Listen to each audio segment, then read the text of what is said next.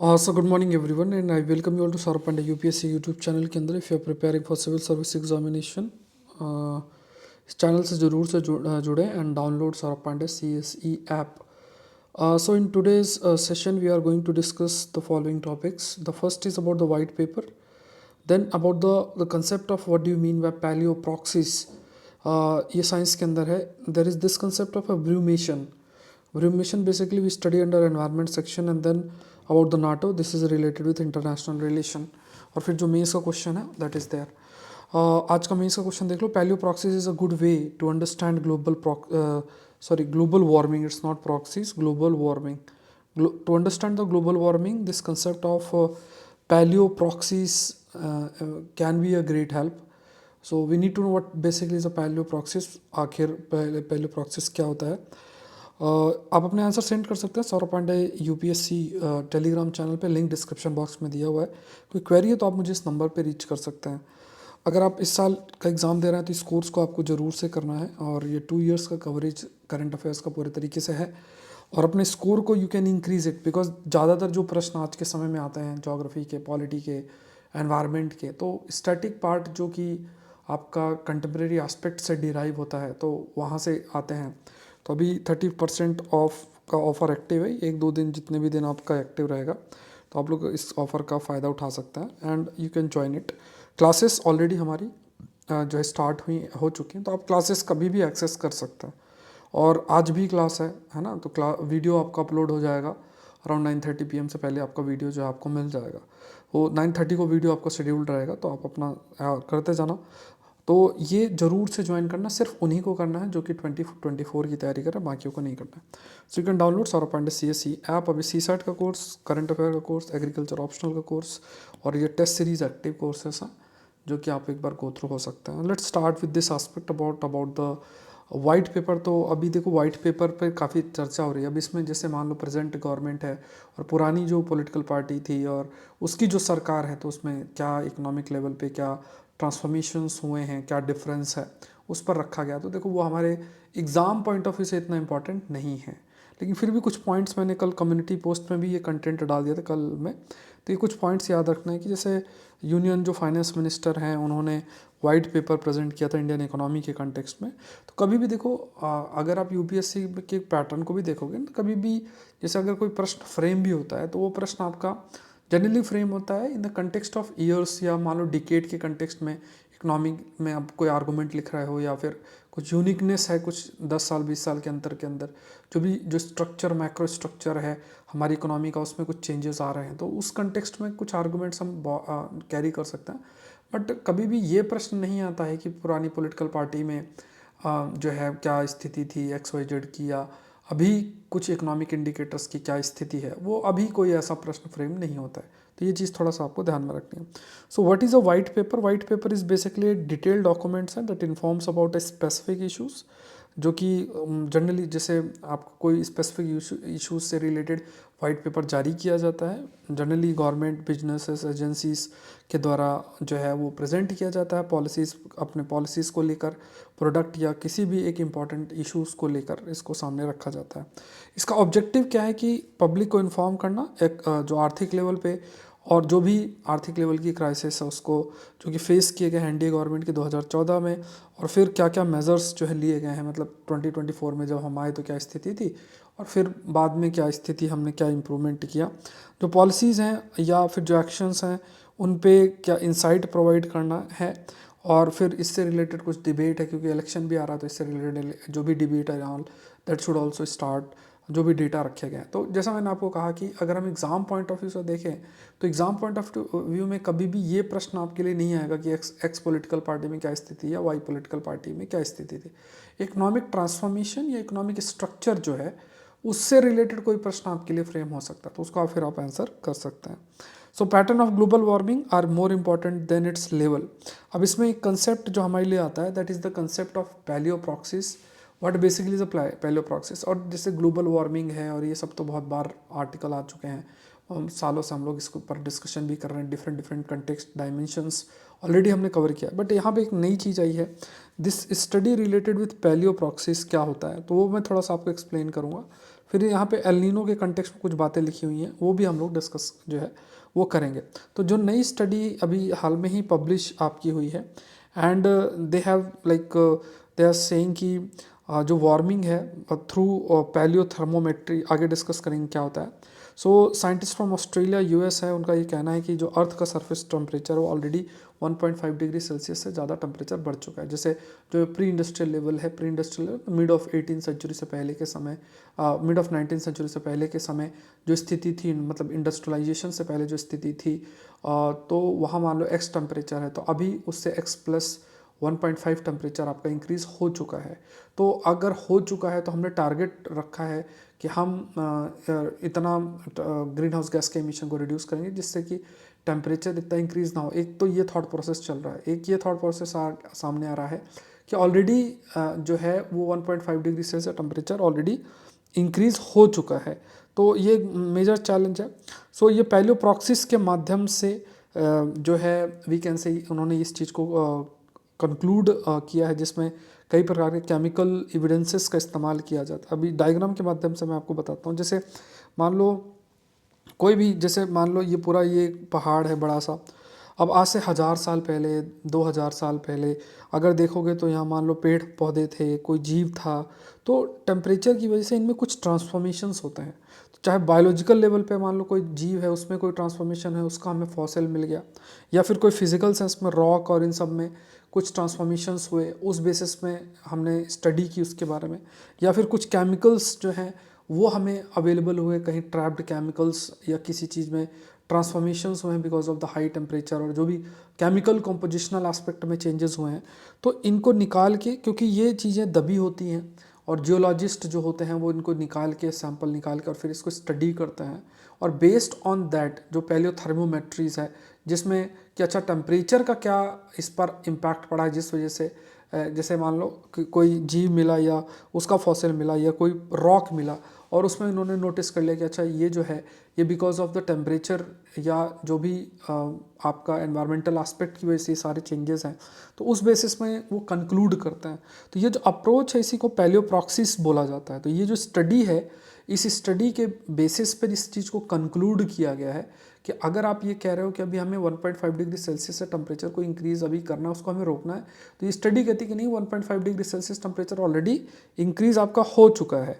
सो पैलियोप्रॉक्सिस data की बात करें तो ये paleo climatology in the sense, जो पैलियो शब्द मतलब फॉसिल से रिलेटेड होता है, तो उसको स्टडी करके चीज़ें कंक्लूड आपका किया जाता है। दीज प्रॉक्सी डेटास जो है, these proxy datas are preserved physical characteristics of the environment, जैसा लाइक वी हैव डिस्कस, जैसे कोरल्स हैं, पॉलेंस हैं, आइस कोर्स हैं, ट्री रिंग्स हैं, तो ये सब में कुछ ना कुछ, जैसे लेक के अंदर सेडिमेंट्स हैं, तो इनको लिया जाता है, इनको स्टडी किया जाता है, उस समय मौजूद टेम्परेचर है, जैसे क्या स्थिति थी मॉइस्चर, क्या स्थिति टेम्परेचर की थी, उस बेसिस पे भी से कि कंक्लूड हम लोग कर पाते हैं कि based on the fossils we can conclude कि अच्छा उस समय टेम्परेचर की स्थिति थी, तो उस बेसिस पर दे हैव कंक्लूडेड कि हाँ 1.5 डिग्री सेल्सियस से टेम्परेचर ऑलरेडी इंक्रीज आपका कर चुका है। तो यहाँ पे जैसे बहुत सारे ऐसे जीव प्रेजेंट होते हैं, जैसे अलग अलग एरियाज़ में, इनकी जो स्टडी है, पॉलन है, लेक सेडिमेंट्स हैं, या इंसेक्ट का लार्वा है, मैराइन सेडिमेंट्स है, या केव डिपॉजिट्स हैं, ये सब चीज़ें एक एक करके जो है आपकी स्टडी की जाती है अंडर द पैलियोप्रॉक्सिस या पैलियो जो क्लाइमेटोलॉजी कंसेप्ट है उसके तहत अगर देखा जाए। फिर एल नीनो की बात किया जाए तो देखो एल नीनो इवेंट होता कहाँ है, जैसे we have like studied on many occasion, तो यहाँ पे देखोगे ये करंट है, जिस करंट को हम क्या बोलते हैं, दिस इज़ पेरू करंट, ये जो करंट है इसको पेरू करंट बोलता है।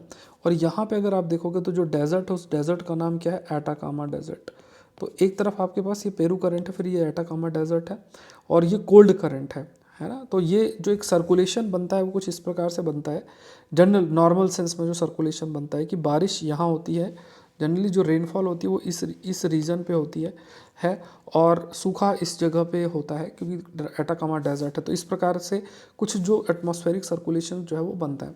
और जनरली ये भी देखने को मिलता है कि जो गर्म पानी है वो आपका सरफेस का वो कुछ because of the trade winds and all पानी गर्म इधर की तरफ धकेला जाता है, जिस वजह से लो प्रेशर आपका जो लो प्रेशर यहाँ पे जनरेट होता है, हवा ऊपर की तरफ उठती है, बादल बनते हैं और इस जगह पे बारिश होती है।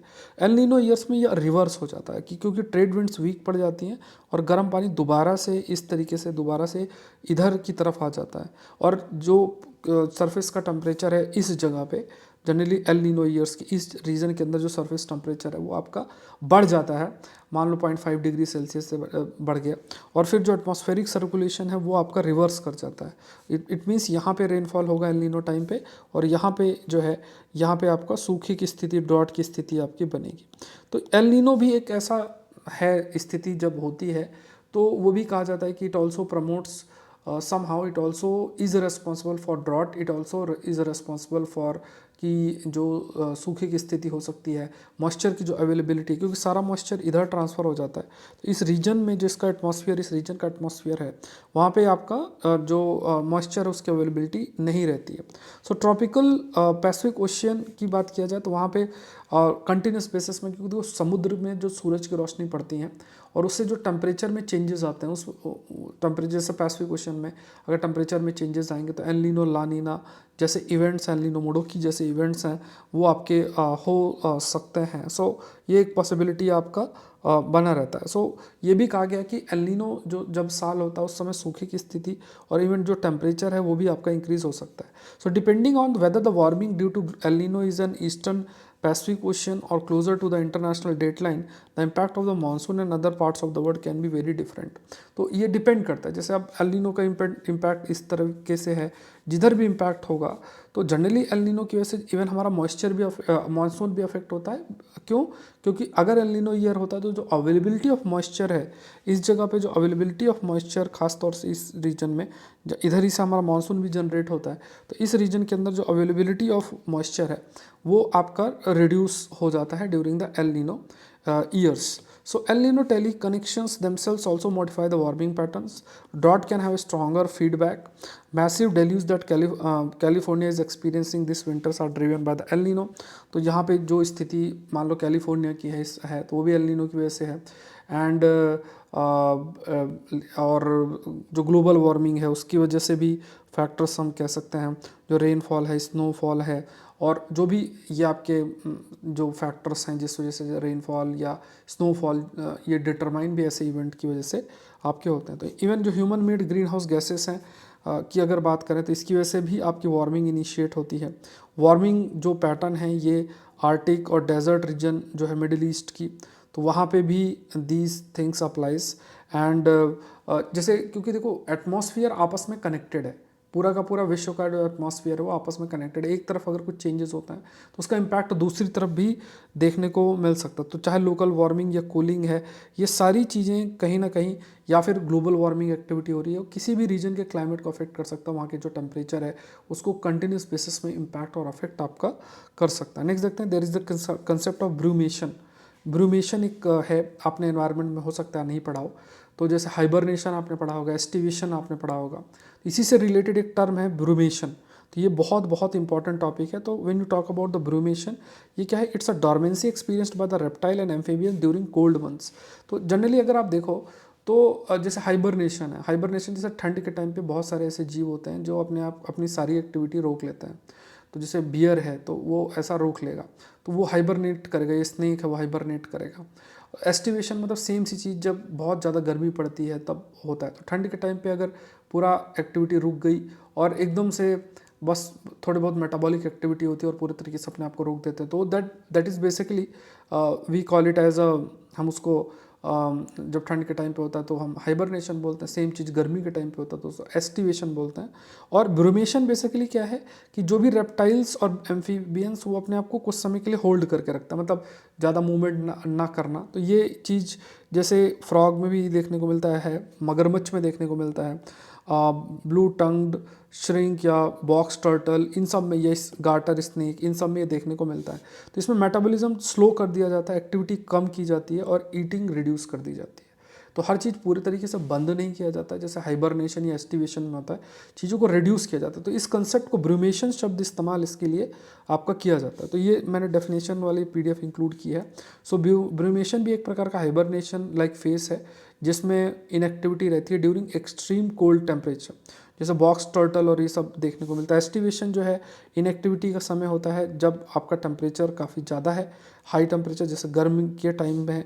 हाइबरनेशन की बात करें तो यहाँ पे इनएक्टिविटी है, मेटाबॉलिक एक्टिविटी जो है डिक्रीज होती है जैसे बियर्स हैं। Hibernation usually takes during extreme cold जो कंडीशंस हैं उसमें आपको हाइबरनेशन देखने को मिलता है। तो यहाँ पे एंडोथर्म शब्द का मतलब है warm blooded regulate body temperature internally, humans are endothermic, मतलब हम अपने बॉडी टेम्परेचर को रेगुलेट कर सकते हैं, तो इसे हम एंडोथर्म भी इसके लिए हम इस्तेमाल करते हैं।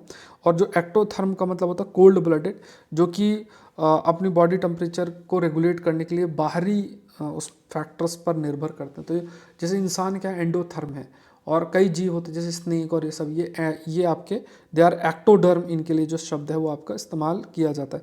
तो ब्रूमेशन ये ध्यान में रखना है। एंड ये मैंने आपको एक्सप्लेन कर दिया, यही चीज़ इसमें मेंशन भी किया है। तो जनरली जब ब्रूमेशन होता है सो रेप्टाइल्स में रिट्रीट टू अंडरग्राउंड बोरोस, मतलब जहाँ भी जगह मिलेगी वहाँ छुप के जाके बैठ जाते हैं, और जहाँ पे थोड़ा टेम्परेचर स्टेबल है, और जब फिर चीज़ें ठीक होती है फिर उसके बाद ही ये बाहर आपका निकलते हैं उस समय जब ये ब्रूमेशन करते भी हैं तो इनकी जो मेटाबॉलिक एक्टिविटी है वो बहुत अधिक रिड्यूस हो जाती है, ये सारी चीज़ें। और क्योंकि जो ज़्यादा मूवमेंट नहीं करते तो एनर्जी भी आपकी है रहती है, और फिर इस तरीके से वो अपने आप को रीजनरेट करते हैं और आपका सर्वाइव जो है वो करते हैं। तो ये एक बायोलॉजिकल इवोल्यूशनरी पार्ट है या एस्पेक्ट है जिसके तहत वी कैन से कि इस प्रकार का जो बिहेवियर है जीवों में देखने को मिलता है। तो ब्रूमेशन एक नया कंसेप्ट है। नेक्स्ट देखते हैं, यहाँ पे नाटो स्टेट्स की बात की गई है, नाटो के बारे में बात की गई है। अब इसमें पॉलिटिकल एंगल है कि जैसे डोनाल्ड ट्रंप है कि रशियन अटैक को बैक करेंगे ऑफ नाटो स्टेट्स, तो ये एक स्टेटमेंट है। But we need to know about the NATO, जो नॉर्थ अटलांटिक ट्रीटी ऑर्गेनाइजेशन है, इसके बारे में हमें ज़रूर से पता होना चाहिए। तो ये फैक्ट्स मैंने सारे इसमें इंक्लूड कर दिए हैं। कमेंट सेक्शन बताओ कि भी हाल में किस देश ने लेटेस्ट जो नाटो का मेंबर बना है। सो नॉर्थ अटलांटिक ट्रीटी जो ऑर्गेनाइजेशन ये एक मिलिट्री अलायंस है, और वाशिंगटन ट्रीटी के तहत इसका गठन किया गया था अप्रैल 4 1949 के अंदर। और मेनली क्यों किया गया था, देखो सिंपल सी बात ये थी कि कोल्ड वॉर जब स्टार्ट हुआ या वर्ल्ड वॉर 2 जब खत्म हुआ तो दो मेजर पावर्स थी, एक तरफ आपका यूएसए था, दूसरी तरफ यूएसएसआर था। तो सोवियत या यूएसएसआर को काउंटर करने के लिए यूएस लेडीज संगठन का गठन किया गया था। और मेन एम ये था कि अगर खास तौर से कि कैसे जो स्प्रेड ऑफ कम्युनिज्म है, स्प्रेड ऑफ कैपिटलिज्म है, उसको प्रमोट कैसे किया जाए, कम्युनिज्म के स्प्रेड को कैसे रोका जाए, और अपने साथ ज़्यादा से ज़्यादा देश को जोड़ा जा सके, ऐसा कुछ था। और इसमें कई सारे मेंबर कंट्रीज़ आपके स्टार्टिंग में रहे हैं, धीरे धीरे अभी लेटेस्ट भी कई सारे जो है वो आपके एड ऑन हुए हैं। सो जो इम्पॉर्टेंट पार्ट है वो है आर्टिकल 5, नाटो का इंपॉर्टेंट पार्ट है आर्टिकल 5। और इसमें एक कंसेप्ट है वो है कलेक्टिव डिफेंस मैकेनिज्म का। कलेक्टिव डिफेंस मैकेनिज्म का मतलब है कि अगर नाटो देशों पे कोई हमला करता है तो ये कंसीडर किया जाएगा कि ये पूरे देशों पर हमला है, और पूरे देश मिलके आपका इस पर रिटेलिएट कर सकता है। ये एक जो कंसेप्ट है जो आपको ध्यान में रखना है। So NATO invoked article 5 first time in 2001, जब जो है ओसामा बिन लादेन है जिसने अटैक भी किया था, फिर उसमें माना गया था कि सारे मेंबर पे अटैक और फिर सभी ने मिलके अफगानिस्तान पे अटैक जो है वो किया था। तो ये बेसिकली क्या है, दिस इज़ एन एग्जांपल कि जो आर्टिकल 5 है इसको कैसे इन्होंने रिवोक किया या सामने रखा, और उसको यूज़ करके, और कोई ये यूएन लेड मिशन नहीं था, और नाटो यूनाइटेड नेशन का कोई मेंबर नहीं है, ये अलग अलग देश जो कि इसका हिस्सा है, और इसकी पॉलिसी जैसे कलेक्टिव डिफेंस मैकेनिज्म जैसी हैं उसको एग्री करते हुए, और फिर आप कह सकते हो कि वी कैन से कि जो एक कलेक्टिव डिफेंस मैकेनिज्म है इसके कंटेक्स्ट में कई देश हिस्सा भी बन रहे हैं। तो जितना ज़्यादा युद्ध की स्थिति बनी रहेगी उतना अधिक जो है देश नाटो की तरफ प्रोसीड कर सकते हैं, ऐसे जो कि केपेबल नहीं है कि वो अपने आप को बचा सके रशिया और चाइना जैसे बड़े देशों से। सो यहाँ पे जैसे फ्रीडम का protection, stability of the members, and कभी एक नाटो पे अगर हमला होता है तो सारे नाटो पे हमला माना जाएगा और सभी रिटेलिएट कर सकते हैं। और नाटो बेसिकली मेंबर कंट्रीज़ के द्वारा फंडिंग होती है, यूएस का मैक्सिमम इसमें कंट्रीब्यूशन है। नाटो का टारगेट इसमें weapon of mass destruction, terrorism और साइबर अटैक है। उसका NATO protection does not extend to civil war या इंटरनल कू। अगर मान लो कहीं सिविल वॉर की स्थिति, इंटरनल कू होता है तो वहाँ पे नाटो का रोल आपका एग्जिस्ट नहीं करता है। तो देखो नाटो के ऊपर कभी प्रश्न आए तो इससे ज़्यादा कंटेंट हमें ज़रूरत नहीं है ना। पॉलिटिकल की बात करें तो जैसे पॉलिटिकली नाटो का मतलब ऑल्दो क्या है क्या नहीं है, लेकिन इनके वेबसाइट पे देखोगे तो जैसे कि जो डेमोक्रेटिक वैल्यूज़ हैं उसको प्रमोट आपका किया जा रहा है। डिफेंस सिक्योरिटी रिलेटेड इश्यूज़ हैं उनको, उनसे रिलेटेड जो प्रॉब्लम्स है उसको सॉल्व करने की बात की जा रही है। मिलिट्री की बात करें तो यहाँ पे peaceful resolution of the dispute पर फोकस किया गया है। क्राइसिस मैनेजमेंट किस तरीके से किया जाए उसको पर फोकस आपका किया गया है।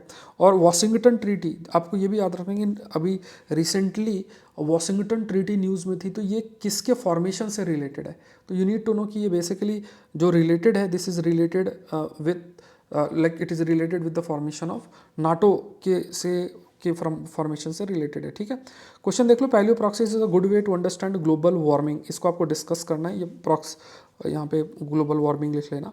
ठीक है, तो ग्लोबल वार्मिंग ये शब्द याद रखना, ग्लोबल वार्मिंग। और आप अपना आंसर सेंड कर सकते हैं Saurabh Pandey UPSC Telegram channel पे। कोई क्वेरी तो आप इस नंबर पे रीच कर सकते हैं। करंट अफेयर कोर्स मिस नहीं करना है। अगर आप 2024 की तैयारी कर रहे हैं, पूरा 2 इयर्स का करंट अफेयर्स कवर होगा, जिसमें हम इस सब्जेक्ट वाइज स्पेसिफिक डिस्कशन करेंगे। और जैसे अभी मैंने आपको ब्रूमेशन बताया, तो ब्रूमेशन एनवायरनमेंट के, तो हो सकता है स्टैटिक में आपने ब्रूमेशन के बारे में ना पढ़ा हो। तो ये ऐसे ही बहुत सारे हर सब्जेक्ट में कोई ना कोई ऐसे टॉपिक्स होते हैं। हाँ, 1000+ टॉपिक्स आपके हो जाएंगे, क्लास में नोट्स बनेंगे, साथ में पीडीएफ और सॉल्यूशंस भी आपको अवेलेबल रहेंगे, डिस्कशन भी होगा। आज भी वीडियो आपको मिल जाएगा 9:30 तक।